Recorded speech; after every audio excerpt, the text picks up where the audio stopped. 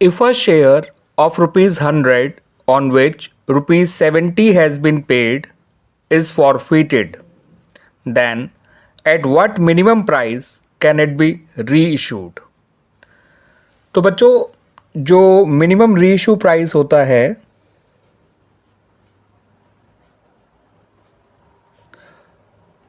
Of a share वो होता है उसकी face value minus maximum discount जो उस पर दिया जा सकता है। तो शेयर की फेस वैल्यू है ₹100 और मैक्सिमम डिस्काउंट हम उतना ही दे सकते हैं जितना उस शेयर पे कंपनी को ओरिजिनली पैसा मिल चुका है। तो ओरिजिनली पैसा मिला हुआ है ₹70, यानी इसका मिनिमम रीइशू प्राइस है ₹30, जो कि आपको ऑप्शन नंबर ए में नज़र आ रहा है, सॉरी ऑप्शन नंबर बी में। तो option number B is the right answer. ठीक है बच्चों, तो मिनिमम रीइशू प्राइस का फॉर्मूला ध्यान रख लीजिएगा, फेस वैल्यू माइनस मैक्सिमम।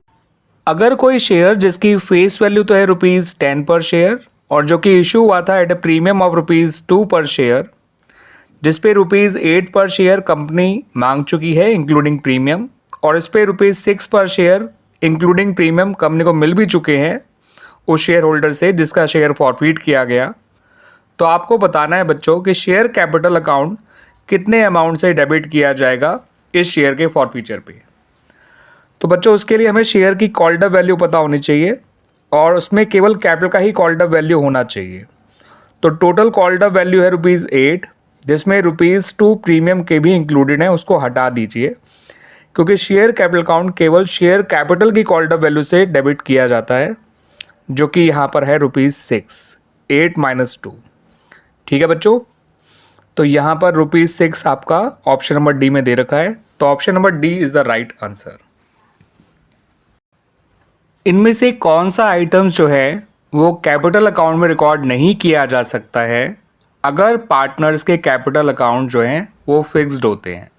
ठीक है बच्चों, तो आपको बता रखा है जो ऑप्शंस दे रखे हैं उनमें है ड्राइंग्स, दूसरा है विड्रॉल ऑफ कैपिटल, तीसरा है इंट्रोडक्शन ऑफ एडिशनल कैपिटल और चौथा है ओपनिंग बैलेंस ऑफ कैपिटल।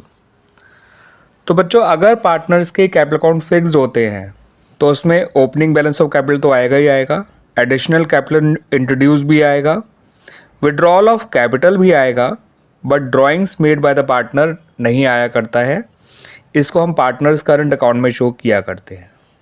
बाकी ये तीनों पार्टनर्स कैपिटल अकाउंट में आते हैं अगर पार्टनर्स कैपिटल अकाउंट फिक्स्ड होते हैं। तो केवल ड्राइंग्स ही ऐसा है जो नहीं आया करता है, तो राइट आंसर इज ड्राइंग्स, यानी option number A is the right answer. ठीक है बच्चों, क्लियर हो गया? आशु और बासु दोनों पार्टनर्स हैं इन रेशियो 2:1। चेतन को 1/4 शेयर के लिए नया पार्टनर बनाया गया जिसे उसने इक्वली एक्वायर किया है फ्रॉम आशु एंड बासु। आपको नया प्रॉफिट शेयरिंग रेशियो बताना है इन तीनों का। ठीक है बच्चों, तो 1/4 का बच्चों हाफ निकाल लीजिए, ये होता है 1/8। इतना ही आशु का सेक्रीफाइस है, इतना ही बासु का सेक्रीफाइस है। अब आशु के पुराने शेयर में से उसके सेक्रीफाइस को माइनस करिए, ये आएगा 13/24। बासु के पुराने शेयर में से उसके सेक्रीफाइस को माइनस करिए, ये आएगा बच्चों 5/24।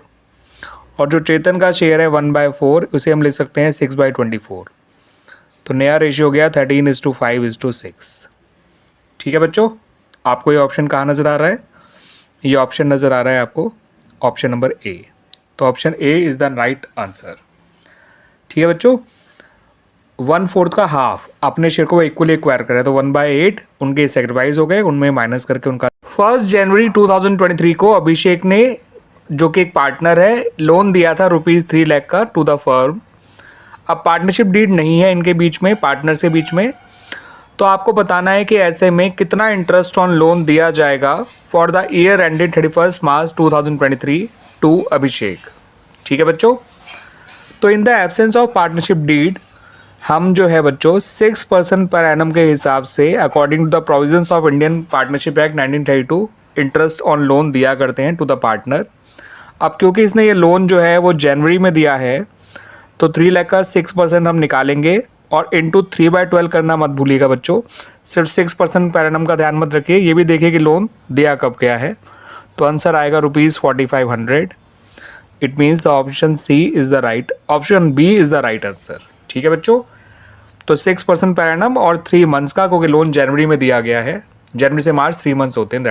अगर कोई पार्टनर विड्रॉ करता है एक fixed amount at the end of each quarter, तो इंटरेस्ट ऑन ड्राइंग कितने मंथ्स के लिए निकाला जाएगा, यानी कि आपको बताना है बच्चों कि कितने एवरेज पीरियड के लिए ये इंटरेस्ट ऑन ड्राइंग निकाला जाएगा। ठीक है बच्चों, तो माना हमारा ईयर है 2023-24, तो पहले क्वार्टर का एंड होगा 30 जून 2023 को और लास्ट क्वार्टर का एंड होगा 31 मार्च 2024 को।